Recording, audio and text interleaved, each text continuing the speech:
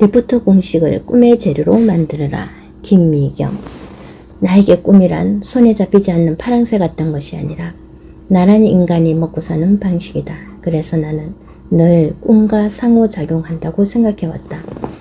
나는 강의를 잘할 수 있도록 열심히 공부하고 준비하면서 최고의 강사라는 내 꿈을 훈련시킨다. 꿈은 살아있는 생명체와 같아서 나는 꿈에게 공부도 시키고 자신 있다고 말해주고 외부 환경이 변할 때마다 변화를 적용할 기회를 준다. 그러면 내 꿈이 성장해서 결국 나를 괜찮은 사람으로 만들어준다. 나는 내 꿈을 괜찮은 존재로 만들어주고 꿈도 나를 괜찮은 사람으로 만들어주면서 상호작용하는 것. 그것이 내가 꿈꾸는 방식이다. 코로나 이후 세상의 변화가 빨라지자 나는 그동안 그래왔듯이 변화의 속도와 방향과 방식을 내 꿈에게 가르쳐주는 중이다. 꿈은 내가 주는 꿈의 재료들을 먹고 자라서 나를 더 괜찮은 사람으로 만들어줄 것이다. 변화는 내 것을 뺏어가기만 하는 게 아니다. 나와 꿈의 연결고리를 더 단단하게 만들어주기도 한다. 지금 일어나고 있는 세상의 변화가 내 꿈에 주는 영향은 세 가지다. 첫째, 지금의 변화는 내 꿈의 방향을 다시 잡아줄 것이다. 과거에도 꿈의 방향을 잡으려면 세상을 잘 알아야 했다.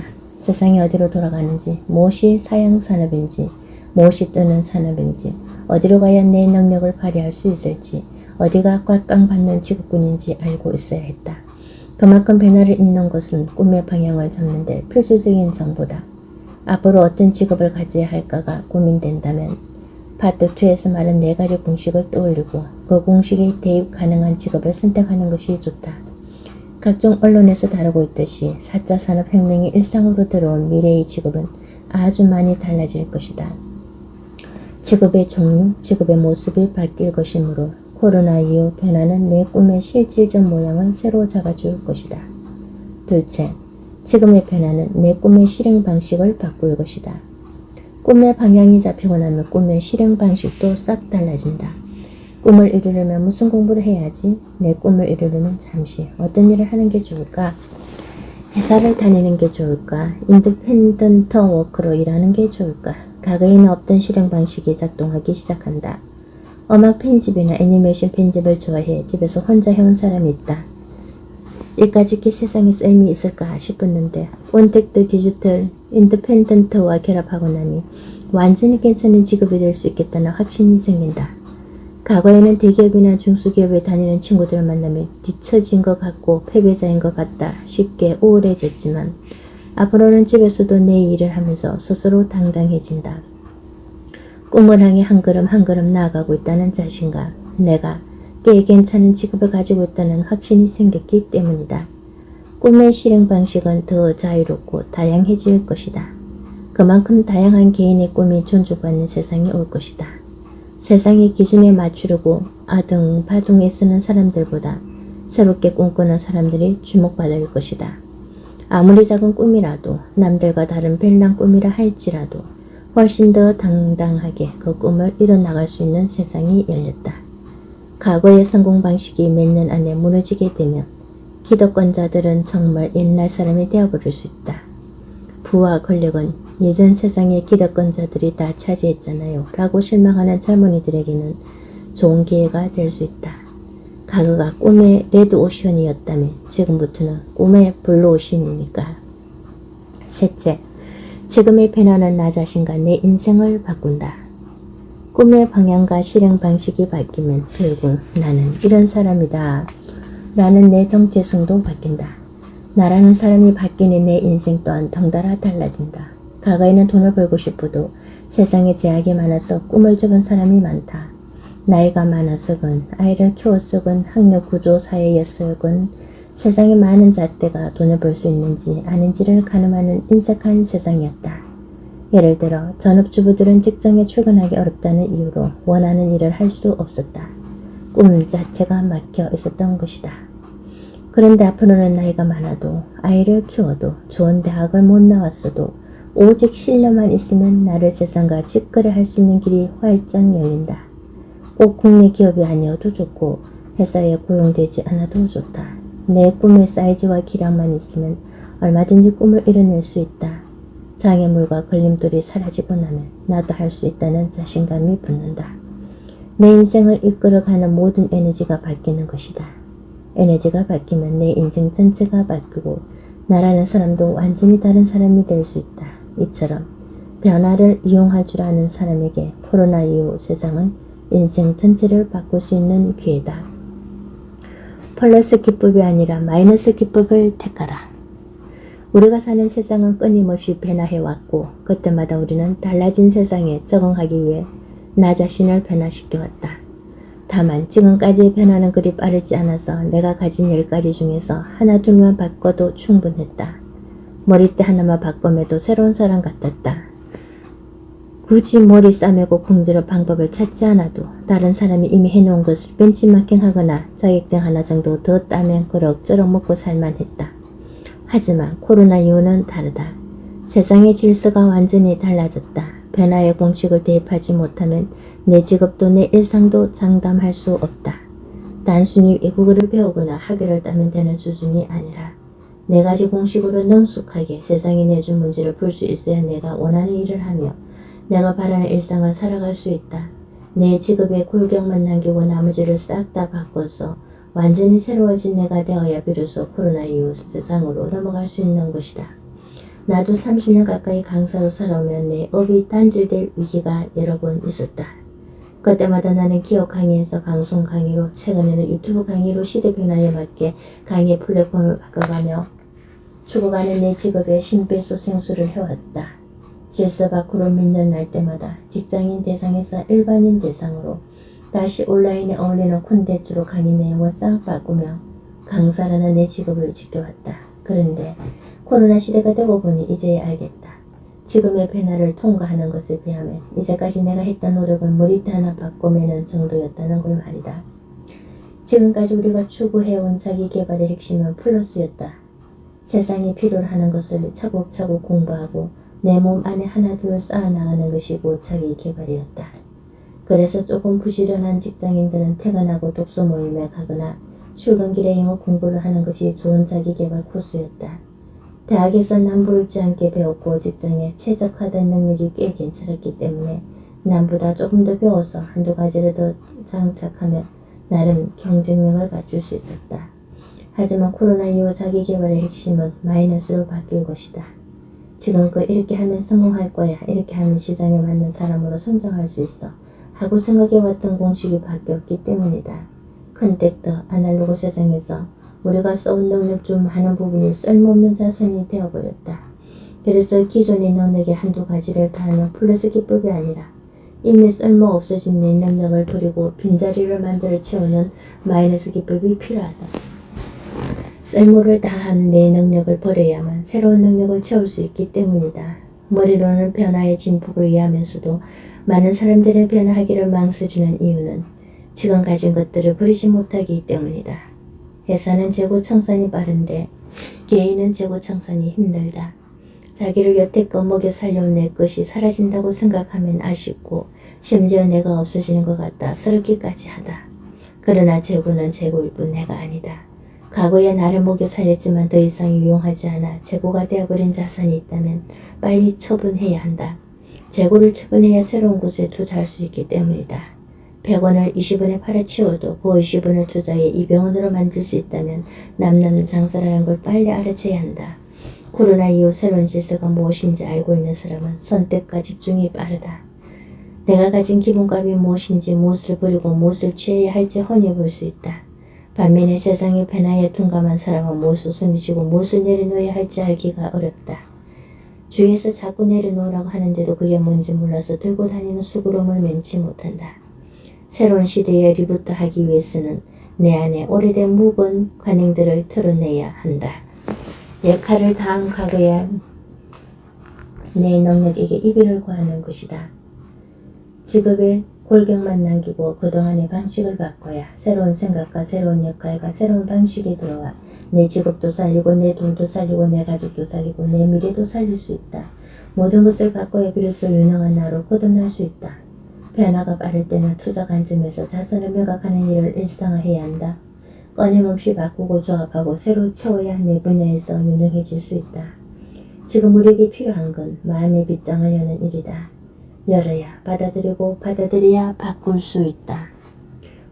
불확실한 시대의 시나리오가 빛난다. 리포트 위기를 멈춘 나를 다시 일으켜 세우는 법. 구글이 꼽은 세계적인 미래학자이자 누구 다빈치 연구소 소장인 토머스 프레이는 포스트 코로나를 한 단어로 정의해달라는 질문에 이렇게 답했다. 리부트. 우리는 블랙스완 도저히 일어날 것 같지 않은 일이 일어나는 것 중에 블랙스완을 목격하고 있다. 현재는 재시동을 앞둔 일시정지 단계다. 재시동이 시작되면 사람들은 과연 무엇이 변했고 어떤 것이 그대로 남아있는가 라고 계속 질문할 것이다. 토머스 프레이가 사용한 리부트라는 개념은 흔히 컴퓨터 재시동을 떠올리게 하지만 원래는 영화 업계에서 많이 쓰인 용어다. 영화 용어로서 리부트란 어떤 시리즈 작품에서 그 연속성을 버리고 작품의 주요 골격이나 등장인물만 차용하여 새로운 시리즈로 다시 시작하는 것을 말한다. 배트맨 시리즈를 떠올리면 이해가 쉽다. 영화 배트맨 시리즈가 4편까지 시작되어 이야기가 정체되자 2005년 크리스토퍼 놀란 감독은 등장인물과 골격은 유지한 채 새로운 이야기를 전개하는 방식으로 영화 배트맨 비긴즈를 선보였고, 이렇게 리부트된 배트맨 시리즈는 다크 나이트, 다크 나이트 라이즈로 이어질 수 있었다. 이렇게 리부트란 등장인물과 골격만 남기고 시리즈를 새로운 이야기로 다시 써서 활기를 불어넣는다는 뜻이다. 배트맨의 리부트가 시리즈의 에너지를 불어넣어 기존 팬을 확보한 것은 물론 더 많은 관객을 끌어들이는 활로가 된 것처럼 말이다.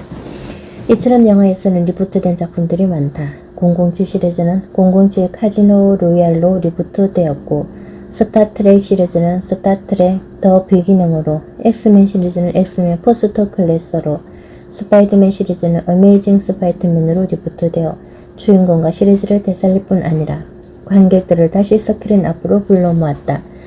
바이러스라는 위기를 멈춘 나를 다시 이렇게 세우는 것, 바로 그것이 우리에게 리부트가 아닐까. 인생도 영화 시나리오처럼 흘러간다. 나라는 주인공은 여전히 존재하고 인생의 시간도 영화 필름처럼 유유히 흘러간다. 문제없이 잘 돌아가던 내 직업과 일상이 바이러스 때문에 멈춰버렸다. 다시 살려내려면 컴퓨터처럼 재시동하는 방법밖에 없다. 재시동을 위해 인생 시나리오를 다시 써야 한다. 많은 석학들은 코로나 이후를 모든 것이 멈추고 모든 것이 달라지는 대전환이라고 정의한다. 작은 변화로는 대전환의 시대를 따라잡을 수 없다. 배트맨이 배트맨 비건지로 리부트했듯이 우리도 기존의 것을 다 내려놓고 리부트하는 방법밖에 없다. 지금 내가 할 수 있는 체스는 리부트, 모든 것을 껐다가 다시 켜는 것뿐이다. 불행인지 다행인지 코로나 때문에 자동으로 일시 정지된 상태였던 우리에게 남은 것은 다시 시동을 켜는 것뿐이다. 인생의 재시동에는 조건이 있다. 나라는 등장인물은 같지만 새로운 이야기를 시나리오로 만들어야 한다. 나는 내가 가진 것 중 최소한의 기본값 강사라는 내 지금만 남기고 나머지 내가 고집해온 강의 스타일이나 노하우, 플랫폼 등은 모두 바꿔야만 했다. 그 방법들을 모아놓은 나만의 시나리오가 바로 코로나 이후의 나를 살리고 있다. 새로운 세상에 유능한 사람으로 재등장하기 위해서는 매일 나만의 리부트 시나리오를 써내려가야 한다. 불확실한 시대에는 인생 시나리오를 쓰라. 원장님, 저 어떻게 하죠? 코로나 이후 많은 이들이 내게 물었다. 개업한 지 일주일 만에 코로나가 터져서 첫 월세는커녕 은행에서 대출받아 치른 인테리어 비용 이자도 감당하지 못하는 자영업자. 2주간 재택근무를 하던 와중에 문자메시지로 해고 통보를 받은 싱글맘. 영국 런던에서 집 한 채를 빌려 에어비앤비 숙박업을 하고 있었는데 몇 개월째 손님을 한 명도 받지 못한 한인교포까지 내게 온 사연들은 하나같이 구구절절했다.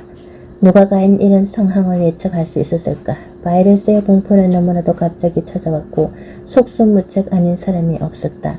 바이러스 종류는 하나였지만 각각이 처한 상황은 조금씩 달랐기 때문에 해결책도 제각각이어야 했다. 내 딸 같고 내 동생 같은 사람들 한 명 한 명의 사연을 들으면서 지푸라기라도 잡게 해주고 싶은데 나 또한 당사자가 아니니 속 시원한 답을 주기는 어려웠다. 그래서 어떻게 이 위기를 함께 헤쳐나갈 수 있을까 고심하던 중에 시작한 것이 바로 각자의 인생 시나리오를 써보는 것이었다. 혼돈 속에서도 나 자신을 구해야 한다는 절박함으로 함께 손잡고 해결책을 찾아보자고 얘기하고 싶었다. 내가 시나리오를 써보자는 제안을 생각해낸 이유는 코로나 이후 각종 정보를 접하면서 가장 많이 보고 들은 것이 시나리오였기 때문이었다. 코로나 이후의 세상을 연구하기 위해서 온갖 정보를 살펴보던 중 내가 가장 눈여겨봤던 게 맥킨지, 베인, BCG 같은 글로벌 컨설턴 회사의 리포트였는데 이들 리포트에서도 가장 중요하게 다뤄지는 것이 바로 시나리오였다. 팬데믹은 언제쯤 잠식될 것인지를 시간 흐름에 따라 여러 모형으로 분석한 시나리오에서부터 전 세계 대륙별 경제 침체 곡선을 그려보거나 산업별 경제적 타격을 예측해보는 다양한 시나리오들이 리포트에 가득했다. 시나리오라고 하면 원래 영화나 연극의 각본을 의미하지만 비즈니스 세계에 쓰는 시나리오 경영이라고 해서 불확실한 경제 환경에 대처하기 위해 여러 변수를 참작한 상황별 대응 전략을 준비하는 경영 기법으로 활용되고 있다. 그래서 시나리오는 미래에 발생 가능한 여러 상황에 맞는 대응책을 담은 미래 예측 보고를 통칭한다. 그렇다면 시나리오는 국가나 산업, 기업처럼 큰 경제 단위에만 필요한 것일까? 코로나로 인해 불확실성이 높아진 것은 국가나 기업뿐만이 아니라 경기 침체로 인해 우리 같은 개인들에게는 고용과 생계 불안이 끊임없이 가중되고 있고 사회적 거리두기로 가게 문을 닫은 자영업자들이 적지 않다. 내가 만나본 중소상공인들 가운데 코로나 특수를 맞았다는 이는 드물었다. 기업이 어려워지면 가정경제가 휘청거리는 게 순서다. 게다가 불확실성은 더욱 커지고 있다. 오늘 확진자가 한 자릿수였다고 해서 내일 수십 명이 확진되지 말라는 보장이 없다. 코로나로 인한 경제적 타격이 심해질지 줄어들지 언제까지 지속될지 언제부터 반등할지 아무도 알지 못한다. 만일 불확실한 미래에 대응하기 위해 시나리오가 필요하다면 어쩌면 시나리오는 국가나 기업이 아니라 개인에게 더 필요한지도 모른다. 시나리오는 내 꿈의 연습장. 우리는 지금 인생 시나리오가 반드시 필요한 시대에 살고 있다. 불확실한 세상이 어디로 튈지 모르는 변화에 민감하게 대응하기 위해 우리는 자신의 미래를 예측하고 행동하고 수정하고 또다시 행동하고 끊임없이 수정해야 한다. 그래서 나는 코로나 이후 개인에게 가장 필요한 게 리포트 시나리오라고 생각한다. 자원이 많은 기업들은 큰 돈을 들여 브레인들을 경제연구소나 전략연구소에 모아두고 시시각각 시나리오를 써가며 실행 전략을 수립해 나간다.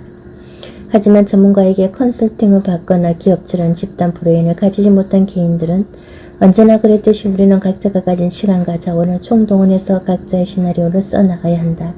냉정히 말해 나를 걱정하는 사람은 이 세상에 나밖에 없다. 내게 위기가 찾아왔다면 위기를 극복할 사람은 나뿐이다. 그래서 써야 하는 게 바로 내 인생을 구하는 리부트 시나리오다.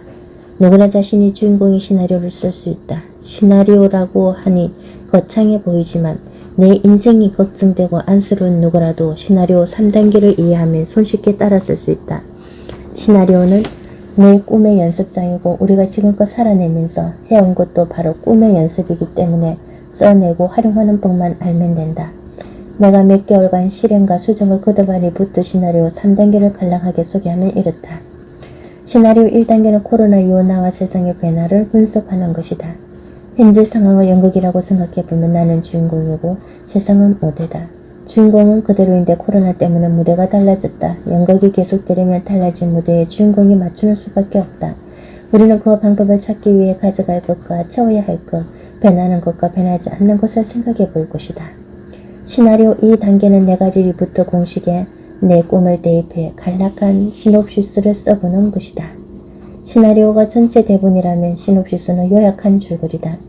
달라진 세상에서 어떻게 살아갈 것인가에 대한 답을 구하는 건 쉽지 않다. 하지만 우리에겐 시나리오 1단계에서 나와 세상의 변화를 분석한 재료가 있고 코로나 이후 세상의 변화를 담고 있는 리부트 공식을 알고 있다. 내가 원하는 미래를 10줄 남짓한 시놉시스로 써보면 구체적인 솔루션이 조금씩 모습을 드러낼 것이다. 시나리오 3단계는 절박한 마음으로 즉시 실행할 수 있는 투두 리스트를 마련하고 리스트를 하나씩 실행하는 것이다. 2단계에서 완성한 시놉시스를 현실로 옮기기 위한 구체적인 투두 리스트를 만들고 실행을 통해 검증과 수정을 반복해 나가며 나만의 시나리오를 완성시킬 것이다. 시나리오는 확정된 시간표가 아니라 역동적으로 변화하는 설계도다. 남이 써준 시나리오에 맞춰 사는 것이 아니라 주인공인 내가 매 순간 달라지는 세상에 따라 진화하면서 매일 새로 써내려가는 나만의 솔루션이다. 나를 위한 한 편의 시나리오를 쓰면서 유능한 나로 리부트하는 방법을 배우게 될 것이다. 나만의 리부트 시나리오 쓰는 법. 나와 세상을 분석하라. 원장님, 제가 사실 독립을 고민 중이었거든요. 그런데 갑자기 코로나 사태가 터진 거예요. 당분간 사표를 내는 건 아닌 것 같고, 그렇다고 제 꿈을 포기하는 것도 쉽지 않고, 저 어떻게 하면 좋을까요? 어느 날 출판사에 다니는 지훈 인물이 볼 곳이 있다며 집불실로 찾아왔다. 14년째 출판 일을 하고 있는 그녀는 저자 인맥도 높고 관심 분야도 넓어서 내게 책을 내고 싶다고 찾아오는 사람들과 종종 다리를 놔주기도 하는 믿을만한 후배이자 편집자다. 사실 지훈의 독립 고민은 여러 해 전부터 시작됐다. 스마트폰이 보급되면서 독서 인구가 확 줄었고 아무리 열심히 만들어도 책 판매량은 계속 떨어져 갔다. 종당 판매량이 떨어진 회사에서는 매출을 유지하기 위해 더 많은 책을 내라는 압박이 심했고 책 하나를 만드는 데 투입되는 시간이 줄어들수록 양질의 책을 내지 못한다는 생각에 이래서 보람도 재미도 잃어가는 중이었다. 그래서 몇 년째 이어지는 주인의 고민은 자기성에도 차고 독자들도 만족하는 퀄리티 높은 원고를 어떻게 출판할 수 있을까 했다. 한국어 독자들은 한정적이라서 시장은 자꾸만 쪼그라들고 출판이 사양 산업이 되어가고 있다는 소리가 여기저기서 들려오니 지훈이 고민하는 것도 당연해 보였다. 지금 회사를 나오는 건 신중해야 할 것 같아. 그렇다고 내가 꿈을 포기할 애도 아니잖아. 그렇죠. 앞만 보고 달려오느라 사실 어떻게 독립해야 할지 제대로 구상해 놓지도 못했는데 코로나가 시간을 버려줬다고 생각하려고요. 그런데 어디서 어떻게 시작해야 할지 모르겠어요. 평생 월급쟁이로 살았는데 독립이라니 말이 쉽지 그게 가능이나 할까요? 마침 잘 됐다. 내가 요즘 인생 리부트 시나리오를 쓰고 있는데 나한테 도움이 될지도 모르겠어. 한번 해볼래? 그거 어떻게 하면 되는 건데요? 저 해볼래요. 이렇게 해서 나와 지우는 주말마다 만나서 각자의 인생 시나리오를 써보기로 했다. 하루라도 먼저 시작한 사람이 스승이 되듯이 나는 내가 알게 된 시나리오 3단계를 그녀에게 알려주며 시나리오 한 개 쓰기에 들어갔다. 먼저 1단계는 나와 세상을 분석하는 것으로 시작한다. 1-1. 앞으로도 여전히 필요한 나의 핵심 역량은 우리 시나리오의 목적은 달라진 세상에서 내가 어떻게 살아나갈 것인가를 쓰는 것이다. 그래서 가장 먼저 알아야 하는 것이 시나리오의 주인공인 나 자신이다. 나 자신을 분석하기 위한 툴은 여러 가지가 있지만 지금처럼 모든 것이 급변하는 상황에서 집중해 분석할 것은 두 가지다. 코로나 이후를 기준으로 가져갈 것과 채워야 할 것을 재빨리 구분하는 것이다. 나는 지훈에게 현재의 업무 역량 중에서 코로나 이후 세상에서도 여전히 필요하다고 생각되는 것들을 적어보라고 했다. 지훈은 잠시 고민하다가 몇 가지를 생각해냈다. 저는 제가 담당하는 작가들과 소통을 잘하는 편인 것 같아요. 대개의 편집자들은 감목자가 나오면 작가가 원고를 완성할 때까지 마감 일정 위주로 관리하는 편인데 저는 작가의 원고를 받는 족소 피드백을 하거든요. 시간이 날 때마다 연락드리고 찾아가서 대화도 나누고요. 필요한 게 있다고 하면 어떻게든 구해드리고 막히는 게 있으면 같이 답을 찾는 거죠. 주변엔 성그리지 않아도 바쁜데 시간 낭비하지 말라고 하지만 저는 그게 제게 엄청 도움이 됐다고 생각해요. 그 덕분에 작가의 역량을 최대치로 끌어내는 능력, 작가와 소통하는 능력, 문제를 빠르게 해결하는 능력을 배웠거든요. 내가 생각하는 지훈의 진짜 능력은 체력이다. 주말도 없이 워커홀릭 저리 가라 할 정도로 빡세게 일하고 아무리 피곤해도 일 얘기가 나오면 금세 눈이 반짝거린다. 나도 체력만큼은 자신 있는 편인데 지훈도 못지않다. 나의 핵심 역량을 아는 것이 중요한 이유는 결국 달라진 세상에서도 이 역량으로 승부를 내야 하기 때문이다. 그런데 적지 않은 사람들이 자신이 얼마나 괜찮은 능력을 가지고 있는지 잘 모른다. 남들도 이 정도는 하지 않나? 의심할 수 있지만 대개는 그렇지 않다. 우리 회사서 본부장은 매사 느린 편이지만 디지털 기술에 관해 선 누구보다 배우는 속도가 빠르다. 유튜브도 거의 한 달 만에 전문가 수준으로 독파했고 요즘에는 나와 함께 코딩을 배우는데 이해하는 속도가 남다르다. 훨씬 젊은 직원들도 쩔쯤에는 걸 서본부장은 작정하면 며칠 내에 끝내버린다. 그런데 정작 본인은 모르는 모양이다. 하루는 내가 너는 퍼스트 러너야 라고 말했더니 제가요? 설마요? 라며 손사래를 쳤다. 때로는 주변 사람들이 나보다 나를 더 잘 알 수 있다. 스스로에게만 묻지 말고 나를 잘 아는 사람에게도 물어봐야 객관적인 정보를 얻을 수 있다. 우리 모두는 코로나 때문에 생존 싸움에 이어 경제 싸움까지 벌이느라 몸과 마음이 상당히 위축되어 있다. 내 직업은 디지털이랑 거리가 먼데 앞으로 세상이 디지털로 바뀌면 이제 어떻게 먹고 살지 자신감도 없고 주눅들기 쉽다. 하지만 가대 평가만큼이나 가수 평가도 위험하긴 마찬가지다. 지금처럼 모든 것이 빠르게 변화하는 세상에서는 특히 더 그렇다. 주인공 없는 무대는 존재할 수 없듯이 세상이 아무리 달라져도 우리는 지금껏 나를 먹여 살려온 기초 실력으로 또다시 나를 먹여 살릴 것이다. 그러니 걱정하지 말고 내가 가진 능력을 최대한 많이 적어봤으면 좋겠다. 사소한 것도 괜찮다. 나는 약속을 잘 지키는 사람이야. 나는 만나는 사람을 기분 좋게 해. 나는 약간 손해를 보더라도 감당하는 배짱이 있어. 이런 식으로 내가 가진 강점을 적어보면서 스스로에게 자신감을 가졌으면 좋겠다. 1-2 앞으로 보완해야 할 나의 역량은 하지만 달라진 세상에서 유능한 나로 살아가려면 반드시 채워야 할 것들도 있는 법이다. 원래 가진 핵심 역량을 잘 아는 것도 중요하지만 코로나 이후 달라진 세상에서 무엇을 더 채우면 더 유능해질 수 있는지를 아는 것도 꼭 필요한 일이다. 내가 가진 핵심 역량이 변하지 않는 상수라면 누가 무엇을 얼마나 빨리 제대로 채우느냐가 결과값을 180도로 바꾸는 변수가 되기 때문이다. 지훈에게 채워야 할 것을 써보라고 했더니 기다렸다는 듯 빠르게 자신이 보완해야 할 것들을 적어 내려갔다. 요즘에는 SNS로 홍보하는 게 중요하니까 플랫폼 마케팅에 대해 공부해야 할 것 같고 코로나 이후에 출판 시장도 엄청 달라질 테니까 출판계 동향도 발빠르게 파악해야 할 것 같아요. 한정된 한국어 시장을 넘어서려면 해외 수출도 적극적으로 해야 하니까 해외 출판 동향도 잘 알아야 할 것 같고 그러려면 영어 공부도 해야 하고 또 앞으로 독립하려면 재무 관리도 어느 정도 할 수 있어야 하니까 어렵게 생각할 필요가 없다. 평소에 부족하다고 느꼈거나 해봐야겠다고 생각했던 것들을 쭉 적어보면 된다. 정해진 답도 없고 점수를 매기는 시험도 아니다. 적었다고 해서 반드시 해내야 하는 것도 아니다. 일단은 생각나는 대로 가능한 많은 항목을 적어보는 게 중요하다. 1-3 내 일과 관련해 변하는 것과 변하지 않는 것은 나에 대한 분석이 어느 정도 됐다면 이번엔 내가 살아갈 세상을 분석할 차례다.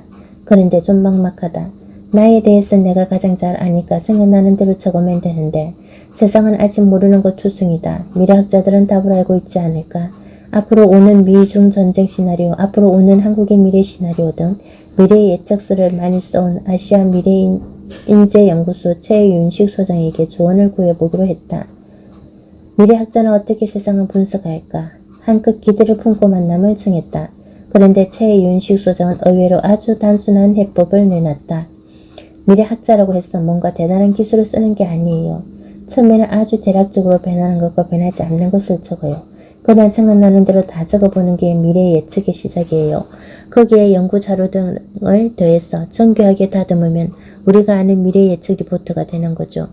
그의 말을 들으니 얼마든지 해볼 수 있겠다는 생각이 들었다. 내가 보는 관점으로 앞으로의 세상에서 변하는 것과 변하지 않는 것을 적어보는 것이다.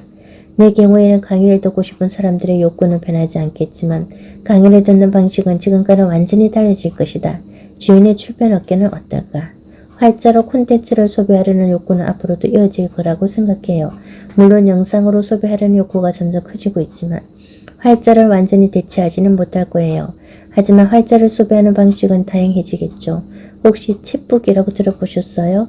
요즘 유행하는 건데 채팅하듯이 대화체로 쓴 전자책이에요. 앞으로도 다양한 형태의 책이 많이 생겨날 것 같아요. 생각해보니 변하지 않는 건 극히 드물었다.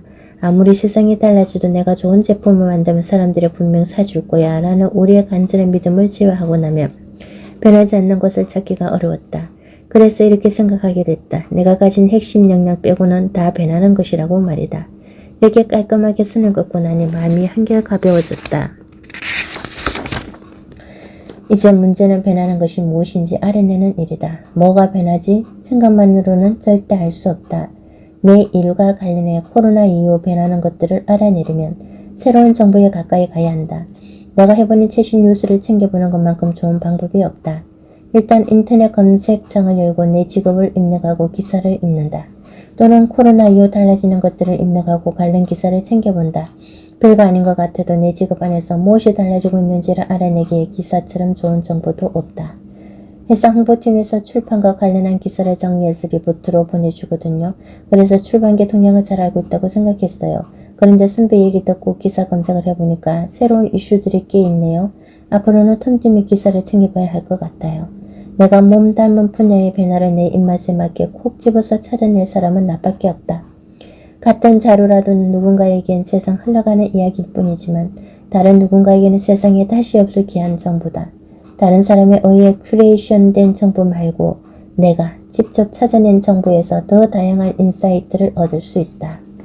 그래서 나는 자료 조사 단계에 가장 많은 시간을 썼다. 신문, 책, 리포트 등 다양한 정보를 활용해 나를 둘러싼 변화를 파악했다. 해보니 자료 조사도 요령이다. 많이 해본 사람이 고급 정보를 더 잘 찾는다. 처음에는 헛술해도 계속 하다 보면 요령이 생기고 나도 모르는 사이에 내 분야 트렌드를 잘 알게 된다. 이렇게 가져갈 것과 채워야 할 것, 변하는 것과 변하지 않는 것을 적다 보면 자동으로 일어나는 반응이 있다. 짝대기 꺾기다. 짝을 지어 서로 연결을 시켜보면 목록들이 저절로 화학 반응을 일으키기 시작한다. 저 디지털 기술을 배워서 이런 마케팅을 하면 지금보다 더 많은 고객을 모을 수 있겠네. 앞으로 저 분야가 새로 뜬다는데 지금부터 이걸 준비하면 확실히 경쟁력이 생기겠는걸? 이런 식으로 새로운 아이디어가 끊임없이 만들어지는 것이다. 내가 아는 20대 후반 스타트업 대표는 만날 때마다 매번 새로운 사업 구상을 쏟아낸다. 거짓말 조금 보태서 지금까지 내가 들은 사업 아이템만 50개가 넘는다. 이미 자신이 가진 역량과 지속적으로 채워온 역량이 요즘 세상의 변화와 맞아떨어지면서 가속도까지 붙은 상태다. 아마 이 친구 머릿속은 지금도 짝대기 걷기가 엄청나게 일어나는 중일 것이다. 만약 목록을 다 적고도 스파크가 일어나지 않는다면 아직 분석이 덜 끝났다는 뜻이다. 억지로 짝대기를 그어보려 해도 자기 역량을 모르고 뭘 채워야 할지 모르고 세상의 변화도 모르면 손이 오갈 곳이 없게 된다. 이럴 때 자료 조사를 더 하는 것밖에 수가 없다. 혹시 내가 놓친 핵심 역량은 없는지 주변 사람들에게 물어보기도 하고 최신 뉴스를 매일 검색하면서 변화의 흐름을 잡아가다 보면 가져가야 할 것과 채워야 할 것, 변하는 것과 변하지 않는 것, 이 네 가지 목록도 어느새 풍성해질 것이다. 리포트 공식에 대입해 10줄 시놉시스를 쓰라. 2-1 상상력을 대해 10줄 시놉시스를 쓰라. 작년에 한동안 인스타그램에 김미경의 10줄 일기를 올린 적이 있다. 처음에 뭔가 새로운 결심을 하거나 아이디어가 떠오를 때 까먹지 않으려고 적기 시작한 건데 나중에는 습관이 돼서 일기처럼 하루에 몇 줄이라도 쓰는 게 일상이 됐다. 내 머리가 그때 그 결심을 잊어버릴 때마다 인스타그램에 올린 10줄 일기를 읽으며 정신을 바짝 차리곤 했다. 나에게 10줄 일기는 내 생각을 모으고 내 결심을 지키고 내 일상에 긴장함을 주는 일종의 지침서 같은 존재였다. 뜻하지 않은 코로나가 찾아오고 내 일상이 위태롭게 흔들리자 나는 다시 뭔가를 적기 시작했다. 인스타그램 10줄 일기처럼 작은 단서들을 확인할 때마다 수첩에 깨알같이 적었다. 처음엔 두서없이 적다가 시나리오 기법을 발견한 뒤로는 가져갈 것과 채워야 할 것, 변하는 것과 변하지 않는 것을 기준으로 나를 둘러싼 변화들을 정리하기 시작했다. 그러자 많을수록 달라진다는 말처럼 작은 단서들이 새로운 조합을 만들면서 하나둘씩 나를 위한 솔루션이 됐다. 그것들을 한데 모아 정리하는 이번에도 10줄 남짓이었다. 며칠 전에도 새로운 10줄이 탄생했다. 달라진 세상에서 우리 회사가 살아남기 위해서는 콘텐츠를 기반으로 한 IT 회사가 되어야 한다. 그러기 위해서는 사장인 나부터 디지털에 대한 공부를 해야 한다. IT 전문가도 직원으로 뽑아야 한다. 우리 콘텐츠에 어떤 기술이 들어와야 최고의 시너지가 생길지 함께 공부하고 함께 연구하며 매일 우리를 업그레이드해 나가야 한다. 새로운 변화가 필요하다. 디지털 기술이 낯선 사람들을 위해 그때마다 필요한 교육을 바로바로 전달하며 큰 도움이 되지 않을까. 즉시 교육 시스템이 가능하도록 지금부터 준비를 서둘러야겠다. 약간의 미장비까지 묻어있는 이 10줄은 달라진 세상에 대응하는 나만의 선언문이다. 세상은 코로나 이후 수없이 작은 선언을 하고 있는 중이다. 기업은 매일 새로운 사업을 쏟아내고 있고 정부도 매번 새로운 정책을 내놓으며 달라진 세상에 대응하고 있다. 이 대응은 결국 우리가 살아갈 세상을 바꾸게 될 것이다. 그렇다면 우리도 세상의 변화에 대응하는 나만의 10줄 선언이 필요한 게 아닐까. 시나리오로 치면 핵심 줄거리를 요약한 시놉시스가 되는 셈이다. 우리는 시나리오 1단계에서 가져갈 것과 채워야 할 것, 변하는 것과 변하지 않는 것을 정리했다. 2단계에서 할 일은 우리가 찾은 이 재료들을 가지고 10줄의 시놉시스를 써보는 것이다.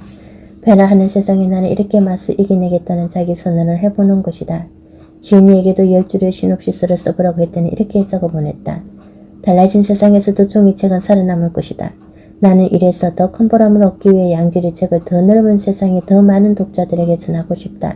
K-팝과 K-드라마를 필두로 전 세계로 뻗어나가고 있는 한류의 대일에 K-팝도 나란히 설 수 있다. 코로나 이후 한국의 반역에 전 세계 이목이 집중되고 있는 지금 나는 이 기회를 놓치지 않고 우리나라의 좋은 콘텐츠를 전 세계에 전파하는 사람이 되고 싶다. 그러기 위해 나는 외국어 능력과 디지털 능력을 더욱 키워나가야겠다. 사람들이 착각하는 것 중 하나가 아이디어는 브랜드 성광처럼 번쩍 나타난다고 생각하는 거다. 그렇지 않다. 모든 아이디어는 낯선 것을 봤거나 새로운 정보를 알게 됐거나 나와 다른 분야의 사람을 만났거나 내가 지금껏 관심 없던 것들과 연결되면서 만들어진다. 낯선 것과의 충돌은 기존의 생각의 균열을 만들고 그 탐지에서 새로운 생각이 탄생한다. 지훈도 그랬다. 원래는 미리 써둔 다른 내용의 시놉시스가 있었는데 빌 게이츠가 K방역을 지키세우며 우리나라 기업에 그금을 지원했다는 기사를 읽고 K북 아이디어를 떠올린 것이다. 누군가는 말도 안 된다고 생각할 수 있다. 지금까지 수없이 많은 시도가 있었지만 실패하지 않았느냐며 고개를 내저을지 모른다. 하지만 인류의 문명을 바꾼 수많은 발명품도 누군가의 미친 상승력에서 비롯된 것이다. 고백하건대 직원들이 웹툰 이야기를 할 때마다 그거 볼 시간에 책이나 읽지? 애들이나 보는 걸 뭘 하러 보나 이렇게 생각했었다. 하지만 얼마 전에 신문에서 이런 문장을 발견하고 기존의 생각이 허물어졌다. 만화가가 사고치면 연구자가 증명하고 과학자가 정리해낸다. 만화의 상상력은 늘 시대를 앞선다. 복잡한 이론이나 계산에 얽매이지 않고 불가능한 영역을 넘나드는 기발함, 그리고 SF 영화처럼 생각의 범위를 우주 밖 또는 저 세상 수준으로 확장시키는 대범함. 이게 바로 웹툰적 상상력이다. 당장 한 달 뒤도 가늠하기 어려운 초예측 시대를 살아가는 우리에게 지금 꼭 필요한 상상력이기도 하다. 새로운 것을 상상할 때는 내가 마음껏 흥분하도록 내버려두는 것도 필요하다. 허무맹랑해도 괜찮다. 다음 단계에서 무참히 무너질지라도 끝까지 상상해보는 거다. 상상 속에서조차 망치는 게 두렵다면 아무것도 시작할 수 없다. 그게 말이 돼? 이런 반응이 나와야 정말 좋은 시놉시스다.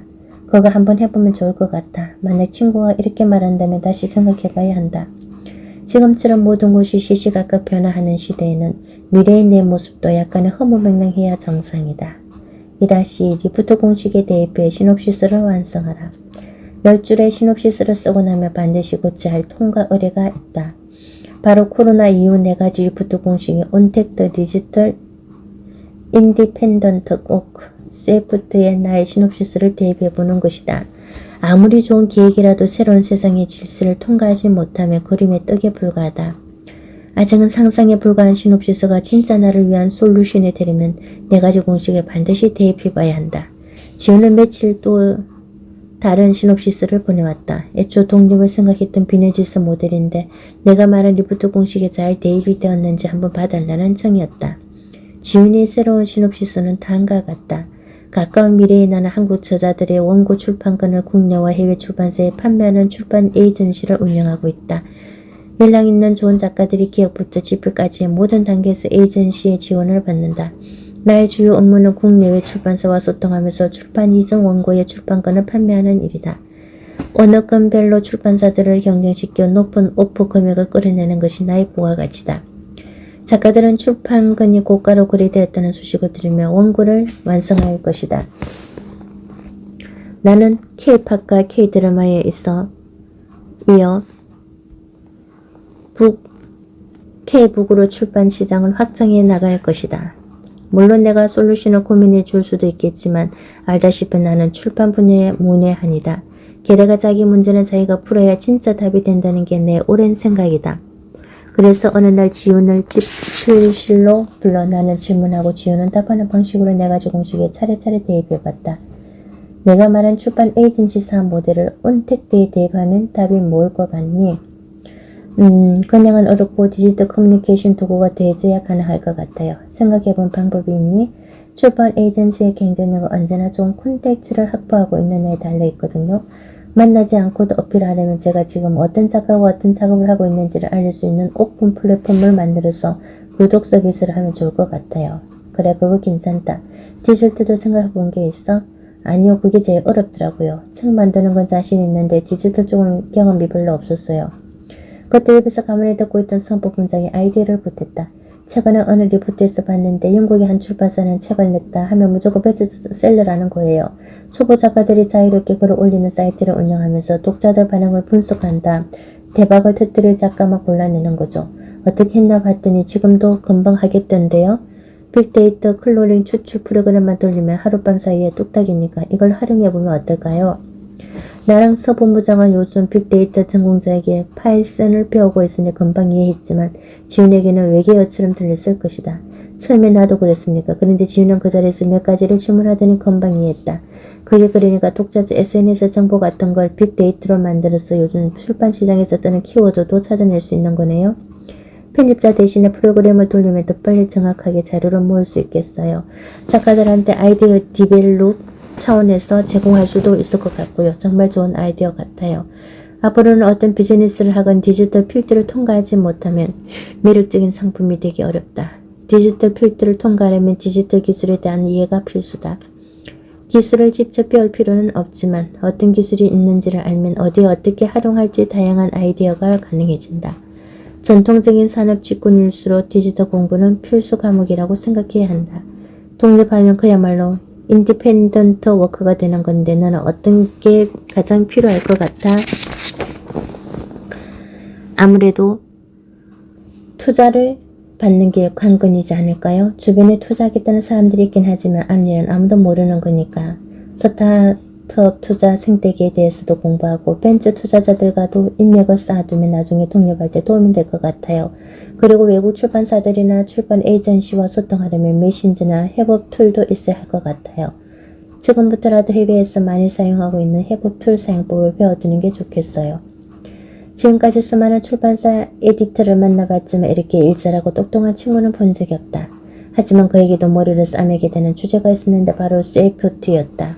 이번엔 내가 힌트를 줬다. 책을 쓰면서 기후변화에 대한 재료를 많이 봤거든. 구구절절 옳은 말인데 딱 하나 걸리는 게 너무 전문적이라는 거야. 사람들이 감성적으로 완전히 공감할 수 있는 아주 설득이 있는 콘텐츠를 만들어봐. 작년은 소설, 에세이, 만화 뭐가 되어도 좋고 내 생각은 어때? 책 기획이라면 지금이라도 당장 할 수 있어요. 세이프트가 중요한 콘텐츠가 될 수 있다는 걸 꼭 명심해야겠어요. 10줄의 시놉시스를 리포트 공식에 대입해보는 일은 생각보다 어려운 작업이다. 책에는 간단하게 적어지면 사실 이와 같은 결론을 얻기까지 수일이 걸렸다. 지훈은 큰 숙제를 푼 듯 만족해 했지만 아마 집에 돌아가서 더 깊은 고민에 빠져들었을 것이다. 4가지 공식을 대입하는 동안 누군가는 다시 없을 기회를 잡을 수도 있고 다른 누군가는 더 절망적인 감정에 휩싸일 수도 있다. 하지만 걱정할 필요는 없다. 시놉시스는 한번 쓰면 끝나는 숙제 같은 게 아니다. 새로운 아이디어가 생길 때마다 새로운 시놉시스를 쓰기도 하고 새로운 깨달음을 얻을 때마다 기존 시놉시스를 수정할 수도 있다. 언제든지 고칠 수 있고 새로 쓸 수 있고 지울 수도 있다. 중요한 건 시놉시스를 쓰면 쓸수록 나의 생각이 정교해지고 나를 위한 솔루션이 풍성해진다는 점이다. 그러니까 처음부터 완벽하게 쓰려 하지 말고 일단 써보는 게 중요하다. 머리로 상상하고 공식에 넣는 연습을 계속 반복하다 보면 처음엔 상상도 못했던 진짜 나를 살리는 시나리오를 손에 쥐게 될 것이다. 투두 리스트를 만들고 즉시 실행하라. 웹툰적 상상력으로 나를 위한 시놉시스를 만들고 4가지 공식으로 풀어서 정교함까지 갖췄다면 시나리오 3단계에서는 리포트 시나리오가 현실이 될 수 있도록 구체적인 투두리스트를 만들어야 한다. 투두리스트는 말 그대로 해야 할 일의 목록이다. 지훈의 경우에는 K북 동향을 담은 오픈 플랫폼을 구축하기 위해 국내 출판계 네트워크 확장과 해외 출판사 인맥 만들기, 영어 공부하기, 디지털 kursu 공부하기 등등의 투두리스트를 생각해 볼 수 있다. 그 다음엔 더 세부적으로 들어가서 국내 출판계 네트워크 확장을 위한 투두리스트, 해외 출판사 인맥 만들기를 위한 투두리스트, 영어 공부를 위한 투두리스트 등 꼬리를 물고 해야 할 일의 목록이 필요하다. 목록을 만들었다고 끝이 아니다. 중요한 건 실행이다. 투두리스트가 진짜 힘을 발휘하려면 실행이 필수다. 실행을 제대로 하려면 첫째, 투두리스트가 지금의 내가 조금만 노력하면 해낼 수 있는 수준의 난이도여야 한다. 눈 감고도 적시 실행이 가능할 만큼 구체적일수록 좋다. 아무리 좋은 계획이라도 내가 할 수 없는 일이면 무용지물이기 때문이다. 둘째, 혼자보다는 팀을 만들어서 실행하는 게 효과를 극대화하는 방법이다. 코로나의 특징 중 하나는 지금까지 몰랐던 것들이 한꺼번에 몰려와서 내 지극과 일하는 방식을 변화시킨다는 것이다. 내가 모르고 있는 것은 대부분 남이 알고 있을 가능성이 높다.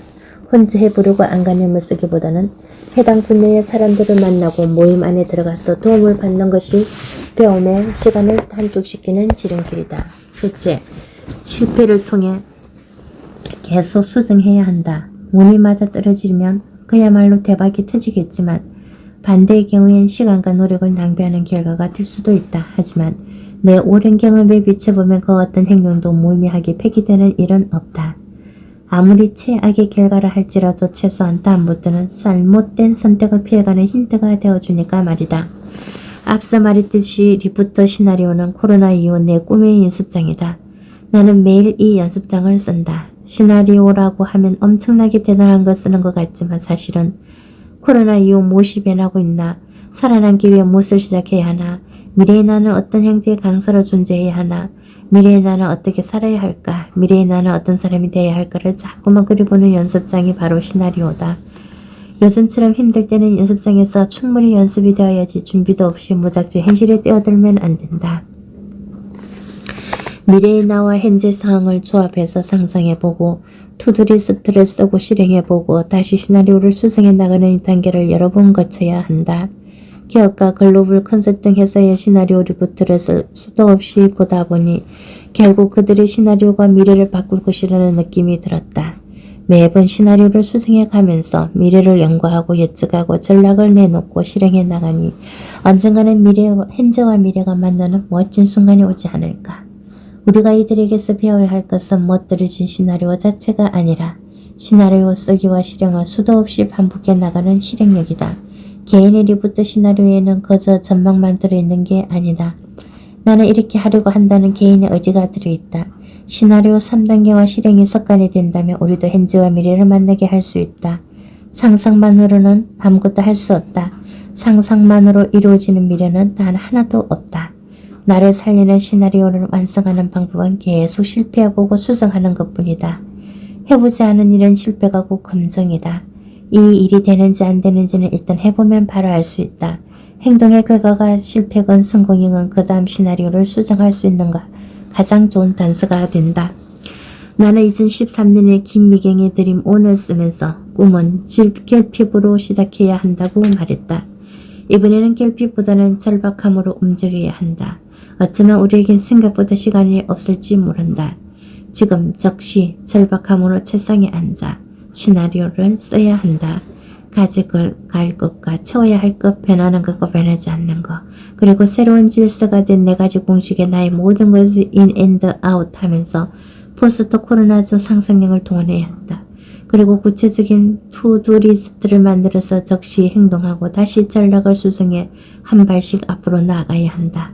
이 과정을 끊임없이 반복하는 동안 우리는 코로나 이후 나를 리부트하는 최고의 방법을 반드시 알게 될 것이다.